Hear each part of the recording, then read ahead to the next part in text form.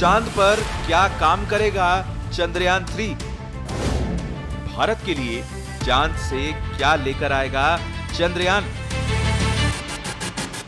14 जुलाई 2:35 पर भारत ने अपना चंद्रयान 3 मिशन लॉन्च कर दिया। ये करीब 42 दिन बाद 23 अगस्त को चांद पर लैंडिंग कर सकता है। लेकिन क्या आपको पता है चंद्रयान 3 चांद पर क्या काम करेगा और भारत के लिए चांद से क्या लेकर आएगा? चंद्रयान 3 को चंद्रयान 2 का फॉलोअप मिशन बताया जा रहा है। इसका मकसद भी चांद के दक्षिणी ध्रुव पर लैंडर की सॉफ्ट लैंडिंग कराना है। चंद्रयान 2 में विक्रम लैंडर की हार्ड लैंडिंग हो गई थी। 3 महीने बाद अमेरिकी स्पेस एजेंसी नासा ने इसका मलबा ढूंढा था। इसके 4 साल बाद अब फिर इसरो चंद्रयान 3 के जरिए लैंडर और रोवर को दक्षिणी ध्रुव पर उतारने की कोशिश करेगा। रोवर एक 6 पहियों का रोबोट है जो लैंडर के अंदर ही होगा और लैंडिंग के बाद बाहर आएगा। चंद्रयान 3 से चंद्रमा का निर्माण और विकास जिस तरह से हुआ है उसे समझने से पृथ्वी सहित और मंडल के इतिहास को समझने में मदद मिलेगी।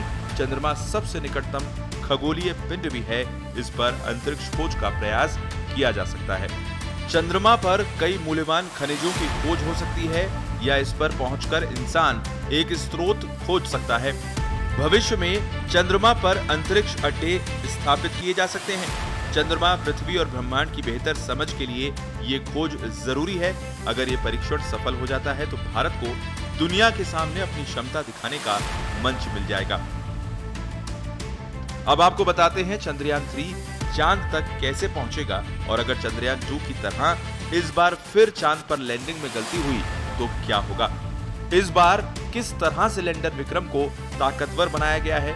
इस बार विक्रम लैंडर के चारों पैरों की ताकत को बढ़ाया गया है। नए सेंसर्स लगाए गए हैं, नया सोलर पैनल लगाया गया है। विक्रम लैंडर लैंडिंग के लिए सही जगह का चुनाव खुद करेगा। इस बार कोशिश रहेगी कि विक्रम लैंडर इतने बड़े इलाके में अपने आप सफलतापूर्वक उतर जाए। इससे उसे ज्यादा फ्लेक्सिबिलिटी मिलती है। इस लैंडिंग पर नजर रखने के लिए चंद्रयान 2 का ऑर्बिटर अपने कैमरे तैनात रखेगा।